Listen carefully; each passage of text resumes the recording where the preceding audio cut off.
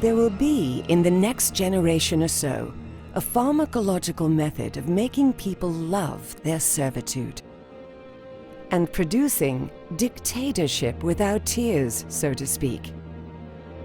Producing a kind of painless concentration camp for entire societies, so that people will in fact have their liberties taken away from them, but will rather enjoy it, because they will be distracted from any desire to rebel by propaganda and brainwashing, or brainwashing enhanced by pharmacological methods. And this seems to be the final revolution.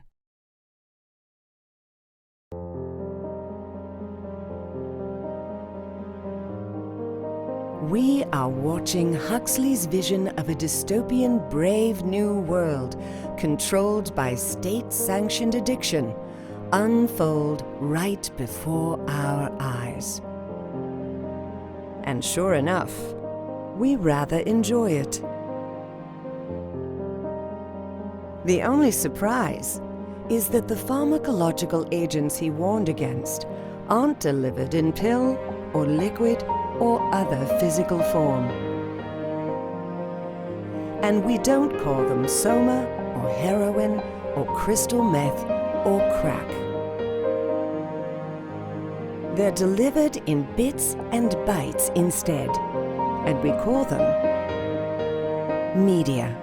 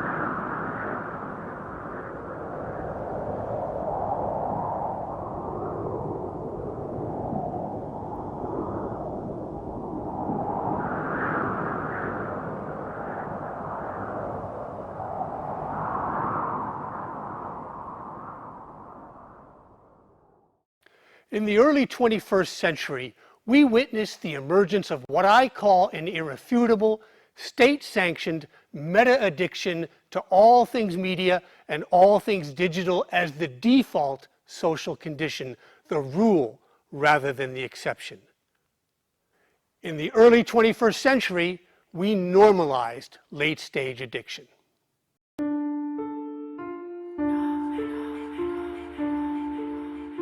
Today and tomorrow, we will devote at least 75% of all our waking time, at least 3 out of every 4 minutes, to media consumption.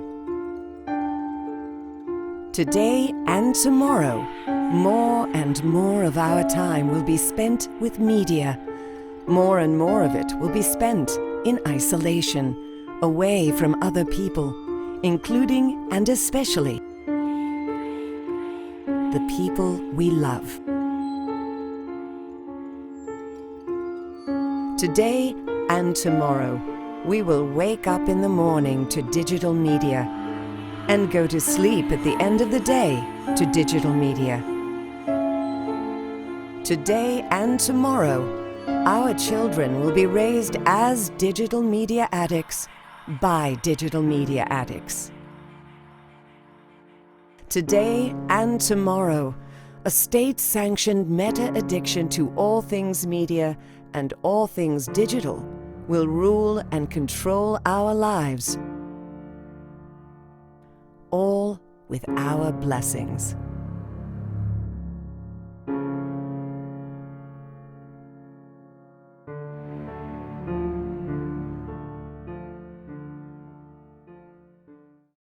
When I was growing up in the 1950s and 60s, we were ashamed to admit how much TV we watched.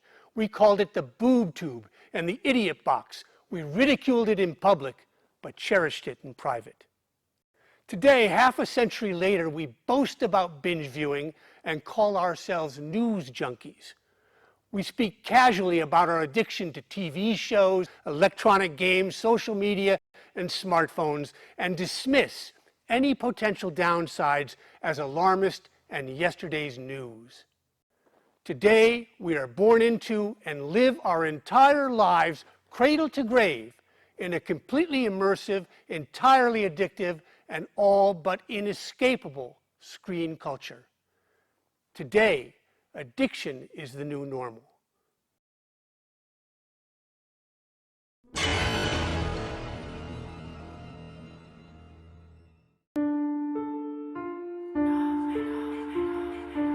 We carry pocket-sized TV screens with us everywhere we go, and more screens of various sizes greet us wherever and whenever we pause. At home, in our bedrooms, kitchens, and living rooms. At work, in elevators, reception areas, and atop every desk. On the road, in gas pumps, airline seats, taxis, airports, and train stations. At play, in bars and restaurants. In school, in the doctor's office, and just about everywhere else.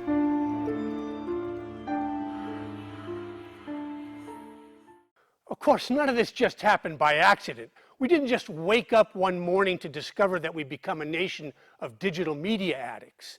Neuroscience tells us that our brains are chemically motivated to pursue pleasure and avoid pain. In essence, we're chemically predisposed to addiction, a fact not lost on social media, game, and digital device designers. Every day, in high-tech centers across the nation and around the world, tens of thousands of extremely bright, extremely capable, and highly motivated and ambitious young minds apply their time and talents to a singular task on behalf of the world's largest and most powerful drug cartel. Although their individual job descriptions will never admit as much, their collective mission in the digital 21st century is abundantly clear: to manufacture and market a pervasive meta-addiction to all things media and all things digital.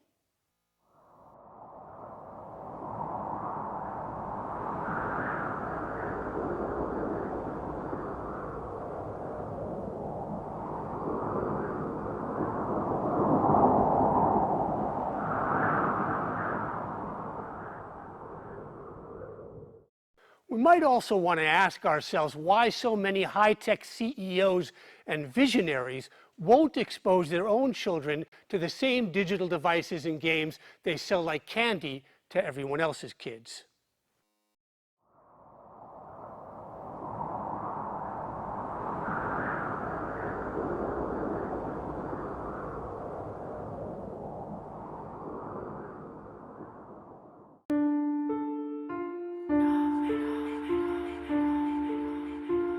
Of course, it's not the first time in our history that legitimate industries and their paid proxies at all levels of government have consciously and deliberately enlisted addiction as a marketing and sales strategy.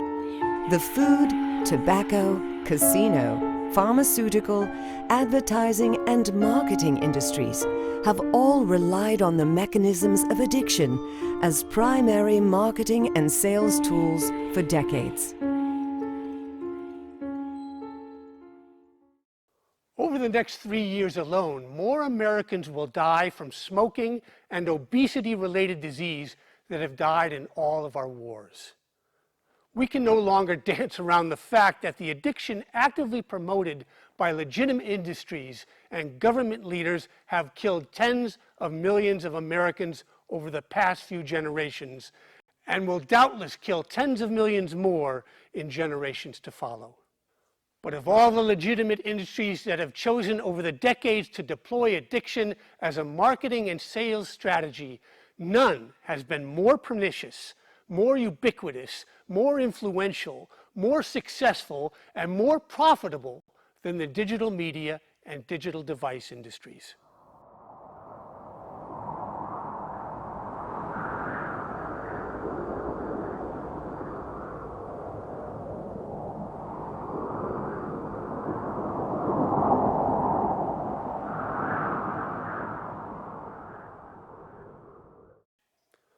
Although it's entirely true that a handful of high-tech elites now shape how we feel and what we think, they can do so only because they in fact produce far more media than technology.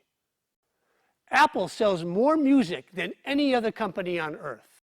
Amazon and Facebook and Spotify and Netflix and Google all sell more media and advertising than technology. In fact, Google and Facebook alone sell more online advertising than all other companies combined.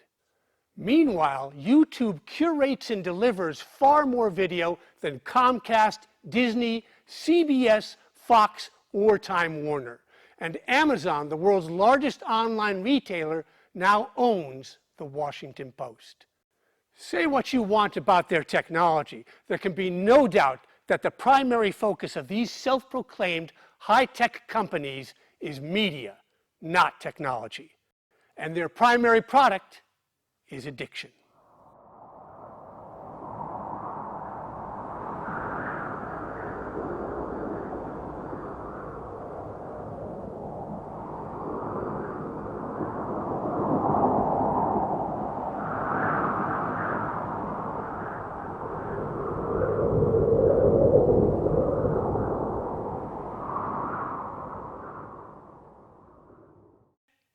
Sure enough, George Orwell's terrifying vision of a big brother who ruled by fear with an iron fist was eclipsed in the early 21st century by Aldous Huxley's far more insidious reality of a society ruled and controlled by state-sanctioned addiction. Turns out that Huxley, not Orwell, was right all along. He just had the wrong drugs.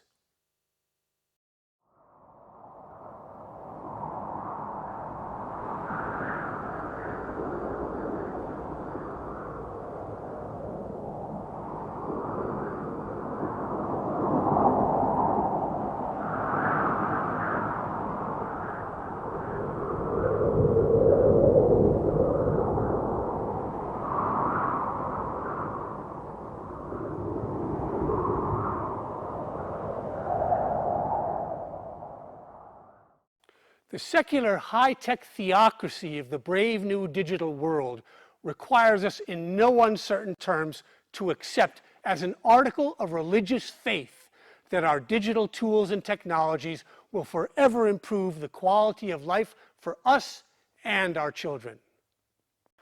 The media drug lords and the high priests of the brave new digital world tell us without respite that all the answers to all of our questions and the solutions to all of our problems are only a click or a swipe away. All we have to do, or so they tell us, is stay tuned.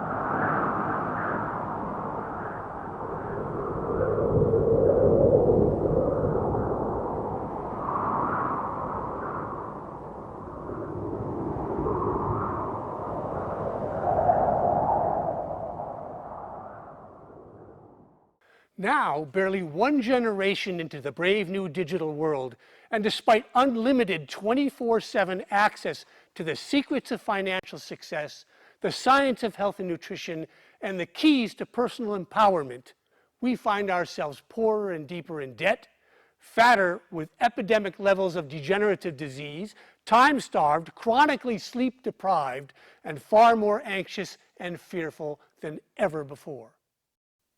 What went wrong?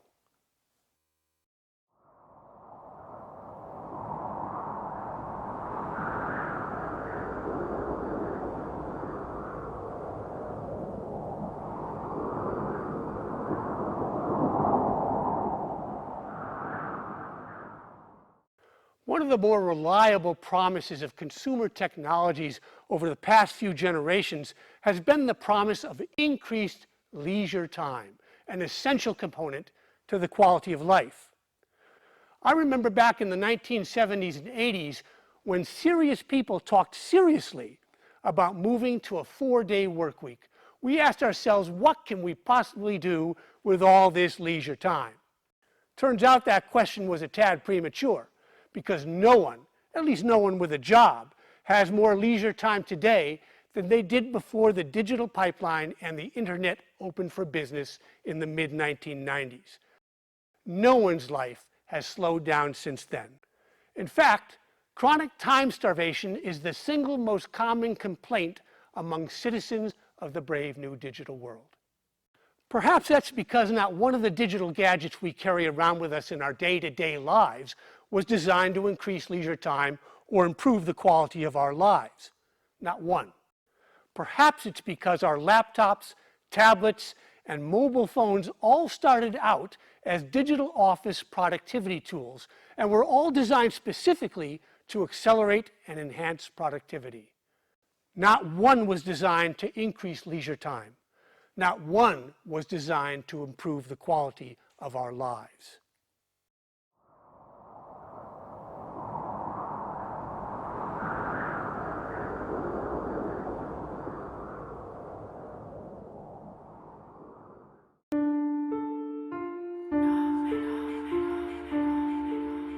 Social time that we once spent together at the dinner table with our families is now all but gone. Social time that we once spent together in quiet worship or relaxation on a Sabbath day of rest is now all but gone. Social time that we once spent together as families gathered around the radio or TV at night is now all but gone.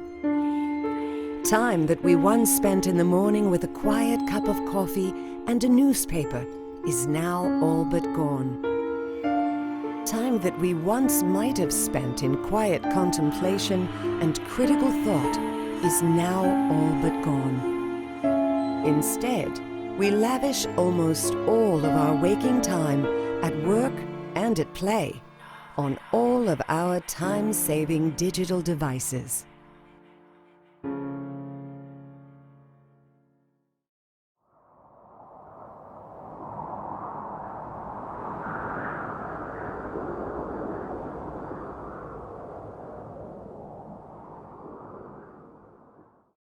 I remember talking about the demise of the great American Metro daily newspapers with the former CEO of a major newspaper website. He cited all the usual suspects, the escalating costs of ink and paper, and distribution, and labor, not to mention the fact that free news is pretty easy to find online these days. Everything he said was true enough, but I offered a simpler explanation. I told him that the real reason for the demise of the great American Metro dailies was environmental. The simpler explanation is that no one in the brave new digital world sets aside 20 minutes of quiet time each morning to sit down and read the newspaper. Wondering what happened to the great American Metro dailies is like clear-cutting all the old-growth forests from the Pacific Northwest and wondering what the hell happened to all the spotted owls. They went away with the trees. Same thing with the quality of life in the brave new digital world. We've systematically clear-cut the meaningful rituals that have compelled us for generations to slow down, to contemplate, and appreciate the good things and people in our lives. Over the past generation, we've systematically eliminated or marginalized the meaningful rituals that were designed specifically, unlike our digital media gadgets, to protect and promote the quality of our lives. We've replaced them instead with the rituals of our meta-addiction to all things media and all things digital. Turns out that addiction is simple chemical destiny in the absence of meaningful ritual. True, we are nothing if not complicit in our own addictions. But there can be no doubt that the drug lords and high priests of the brave new digital world are systematically stealing our time in exchange for a never-ending litany of false promises.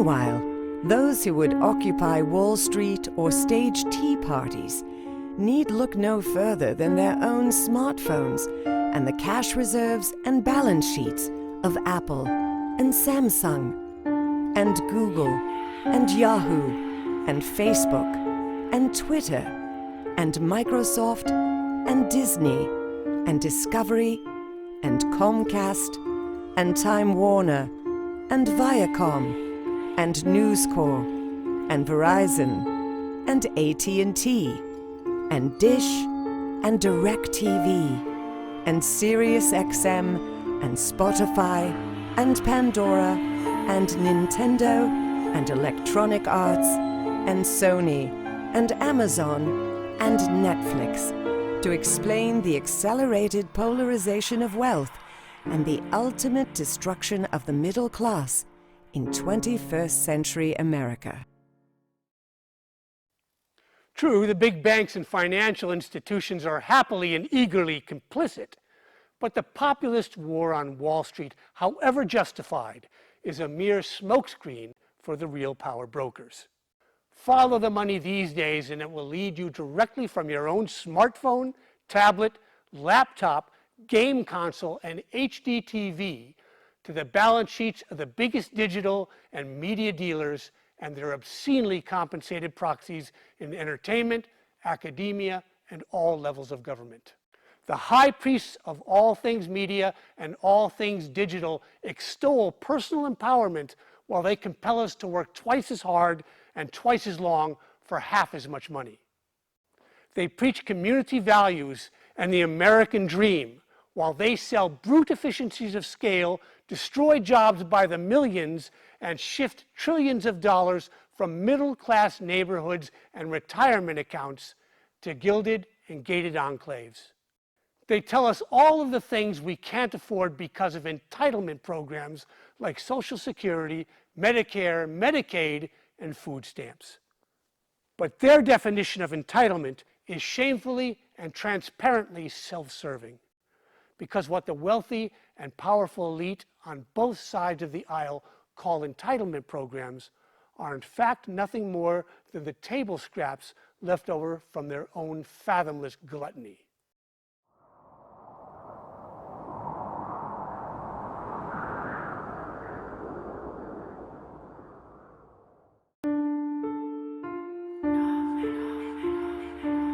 In the brave new digital world, true and enduring entitlement begins not at the bottom with Medicaid, but at the top, where Wall Street titans and corporate CEOs are awarded trillions of taxpayer dollars for grand larceny and abject failure. In the brave new digital world, true and enduring entitlement begins and ends not at the bottom with food stamps, but at the top in the hallowed halls of Congress, state legislatures, and city councils, where career politicians stop selling influence the moment they leave office, only to start buying it as highly paid lobbyists. In the brave new digital world, true and enduring entitlement begins and ends not at the bottom with Social Security, but at the top in the ivory towers of academia, where shameless administrators sit atop billion-dollar endowments and sports programs and engorge themselves at the expense of middle-class parents whose children emerge with a lifetime of debt and fewer career prospects. In the brave new digital world, true and enduring entitlement begins and ends not at the bottom with Medicare, but at the top, where the cult of celebrity deigns to inveigh against social injustice from the opulent cabins of private jets and convoys of armored Cadillac Escalades en route to global warming conferences. In the brave new digital world, so powerful is our meta-addiction to the digital media and digital media devices in our lives that we are willing to spend hundreds of billions of dollars per year to buy media narcotics in amounts no one can possibly consume. Think about it. With every other narcotic, we consume all of what we pay for. We consume all of the liquor we buy. We consume all of the heroin and all of the OxyContin and all of the cocaine and all of the methamphetamines we buy. We consume all of them. But not so with media. Not one of us can possibly consume all the media narcotics we pay for each month. Now that's a powerful addiction. True, we are nothing if not complicit in our own addictions. But there can be no doubt that the drug lords and high priests of the brave new digital world are systematically stealing our money in exchange for a never-ending litany of false promises.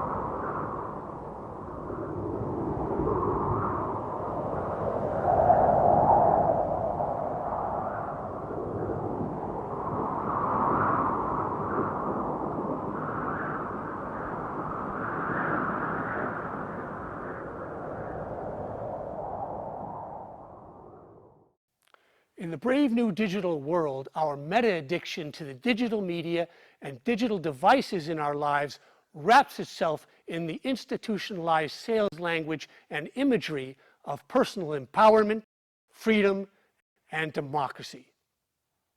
But the true bias of digital technology isn't personal empowerment, it isn't freedom, and it certainly isn't democracy.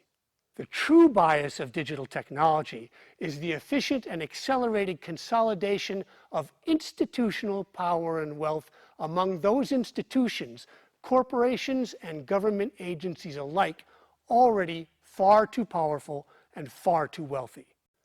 The true bias of digital technology benefits most those massive corporations and government agencies that singly and together already manage and manipulate terabytes of data each and every day.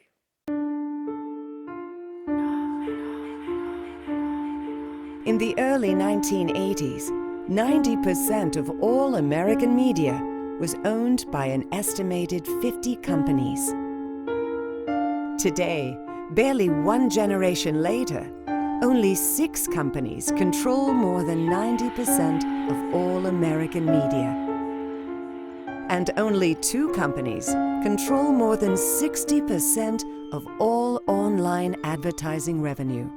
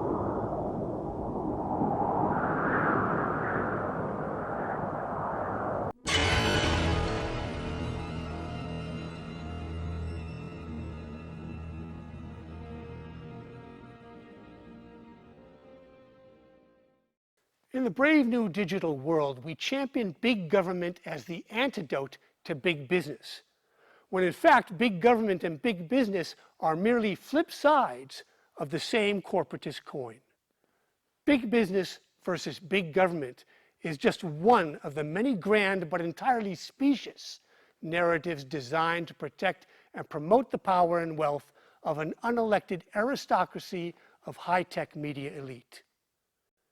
What we call government regulation these days is in fact corporatism at work, little more than a tool-driven marriage of convenience among incestuous alumni of the same Ivy League MBA programs. Witness the fact that the financial institutions deemed too big to fail back in 2008 are, for the most part, twice the size and only half as accountable today. Not in spite, but precisely because of government regulation. Contrary to what the ruling elite, drug lords, and high priests of the brave new digital world tell us time and again, too big to fail isn't the unintended consequence of a lousy plan or a failure to plan. Too big to fail is the plan.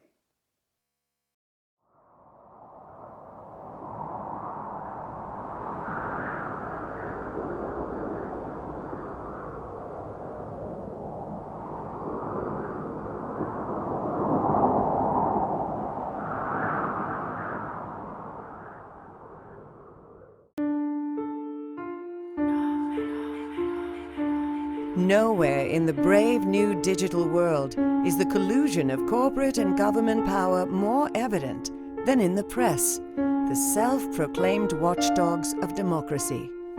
But where were the watchdogs of democracy when both houses of Congress voted overwhelmingly in 1964 to prosecute a murderous war in Vietnam based on a fabricated attack on a U.S. warship in the Gulf of Tonkin? Where were the watchdogs of democracy when both houses of Congress voted overwhelmingly for the disastrous Telecommunications Act of 1996 that effectively ceded all but total control of the media and entertainment industries to a handful of corporate giants? Where were the watchdogs of democracy when both houses of Congress voted overwhelmingly to invade Iraq and destroy Saddam Hussein's non-existent weapons of mass destruction? Where were the watchdogs of democracy when both houses of Congress voted overwhelmingly to reward our largest financial institutions with trillions of taxpayer dollars for their duplicity in the 2008 collapse of the housing and credit markets? Where were the watchdogs of democracy while municipal and corporate leaders in Detroit stole their city blind and forced it into the largest civil bankruptcy in our nation's history? Where are the watchdogs of democracy while municipal and corporate leaders preside over unprecedented murder and mayhem in the South Side of Chicago? Where are the watchdogs of democracy while the NSA and the intelligence community collude with global corporate interests to operate an entirely unaccountable dark state with the power to eavesdrop on every phone conversation and track every online click?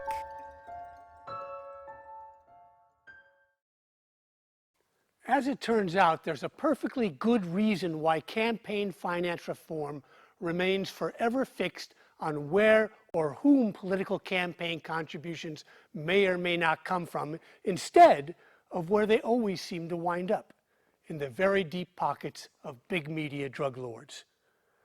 There's a perfectly good reason why so many of us no longer trust the major news media, why they can no longer even feign impartiality, and why they are consigned instead to reconcile themselves to their true and original calling as partisan, self-serving hacks. There's a perfectly good reason why secular fascism and radio both emerged at the same time in the early 20th century. As it turns out, the watchdogs of democracy have never truly risen above or beyond their own DNA as the lapdogs of corporatism and the leading purveyors of fake news all along.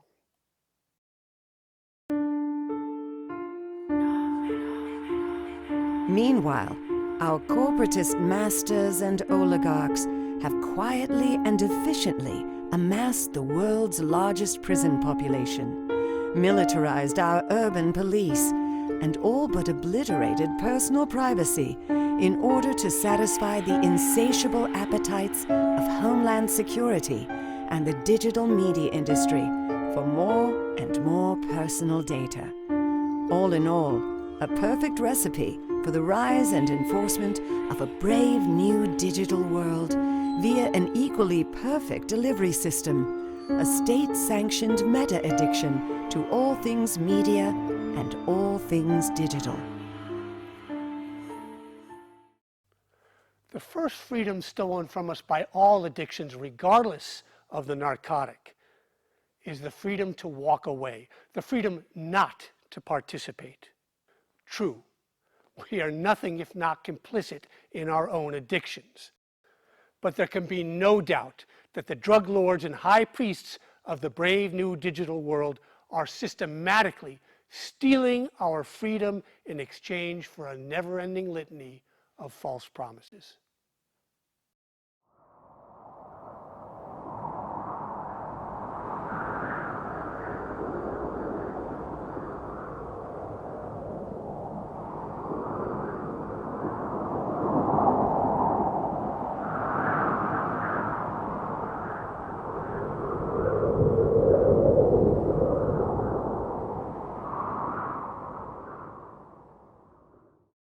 The real story of the brave new digital world is a story about the banality of evil that rises like a dark cloud of drones in the absence of critical thought. In the brave new digital world, critical thought is replaced by endless narcotic spectacle, ever louder, ever more invasive, ever more relentless, and ever more powerful. In the brave new digital world, we sacrifice our capacity for critical thought on the altar of the next fix, with every breaking news alert on cable TV, with every Snapchat photo, every text, every Facebook like, and every tweet. Like all narcotics, they offer succor and validation to keep us firmly ensconced in our addicted stupor, at least for the next few minutes.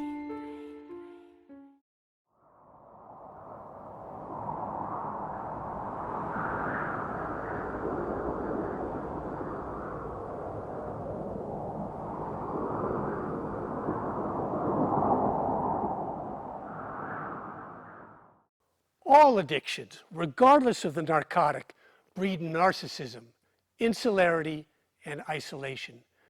They turn us inward. Our meta-addiction to all things media and all things digital is no different. It keeps us trapped in a self-imposed prison of narcissistic narcosis. Eventually, as we spend more and more time in the solitary confinement of our addictions, we lose our ability to identify and empathize with others. Nowhere is this inability to identify and empathize with others more evident than in the current political climate, polarized and tribalized and trivialized beyond redemption.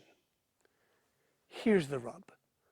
Once we lose the time, desire, and ability to think critically, we lose our humanity and set the stage for the ascent of evil, unthinking and inhuman.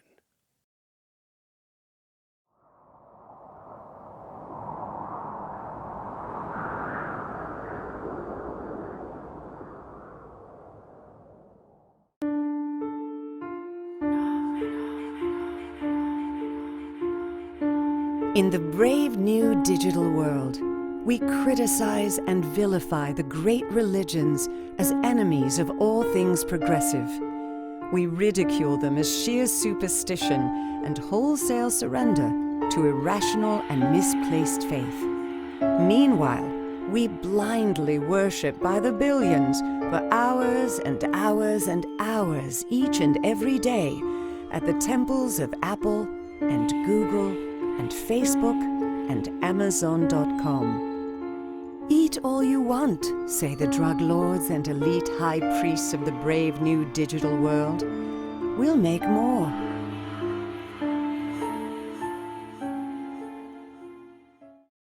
But the inconvenient truth is that in today's society of default digital addiction, the great world religions tolerate and promote far more meaningful dialogue and far more critical thought than the jealous God and high priests of digital media and technology.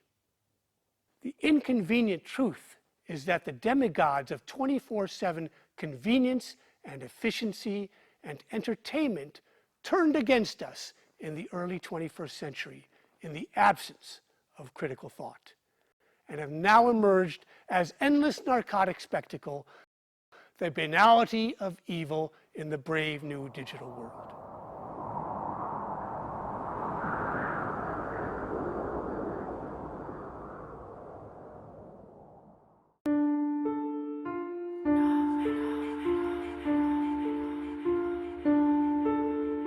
In our quest for endless narcotic spectacle, we have failed in recent generations to pose the right questions.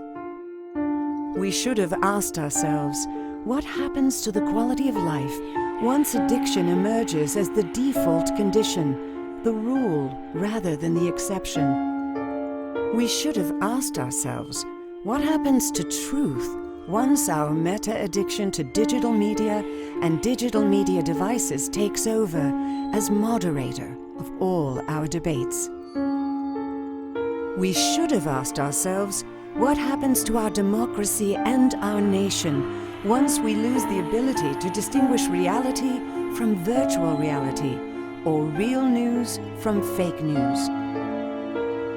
We should have asked ourselves, how can we possibly maintain the integrity of our families and communities in the absence of personal privacy?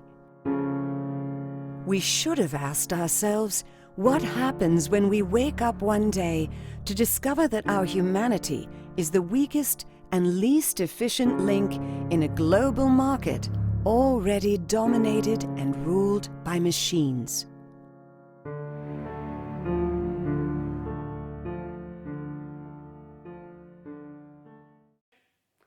All critical thought must begin with moral and ethical questions. Just as the spotted owls cannot survive in the absence of the old-growth forest, critical thought cannot survive in the absence of moral and ethical questions. In the brave new digital world, the most important and very first question to ask ourselves is not, can I do this? In the brave new digital world, the very first and most important question to ask ourselves is, should I do this? Thank you for watching.